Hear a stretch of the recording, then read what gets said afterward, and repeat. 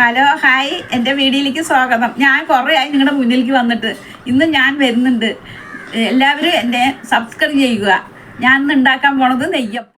നാഴി പുഴുങ്ങലരി, നാഴി പച്ചരി രണ്ടും കൂടി എടുത്ത് കുറേ നേരം വെള്ളത്തിലിട്ട് ഊറാൻ വയ്ക്കുക. ഊറാൻ വെച്ച് കഴിഞ്ഞ ശേഷം ഊറിയ പിന്നെ 2 ഏലക്കായും ഈ അരിയും കൂടി ചേർന്ന് മിക്സിയിൽ അരയ്ക്കുക. അരക്കിലം വെല്ലം പാവ് കാച്ചിട്ട് ചൂട്ടോടെ അതിലേക്ക് ഒഴിക്കുക. ഒരു പൊട്ട് സോഡാപ്പൊടി, ഒരു നുള്ളു ഉപ്പ് ഇട്ടിട്ട് നന്നായി ഇളക്കുക. ഇളക്കിയിട്ട് ഒരു മുടി തേങ്ങ വലുതായി പൂണ്ട് അതിനെ എണ്ണയിൽ വണക്കിയിട്ട് അതും കൊട്ടുക. കൊട്ടിക്കഴിഞ്ഞ് 1 മണിക്കൂർ 2 മണിക്കൂർ വെച്ച ശേഷം ചീൻചട്ടി വെച്ച് അതിൽ എണ്ണ ഒഴിച്ചിട്ട് അതിൽ ഓരോന്ന് ഒഴിച്ചാൽ പൊസ്സെന്ന് പൊള്ളി വരും. അത് നല്ല ടേസ്റ്റും ഉണ്ട്.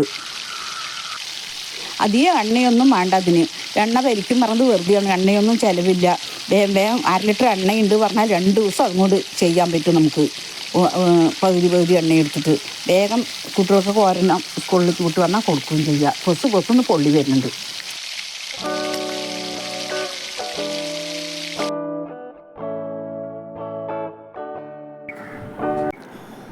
ഉണ്ടാക്കി കഴിഞ്ഞു. നെയ്യപ്പം നന്നായിട്ടുണ്ട്,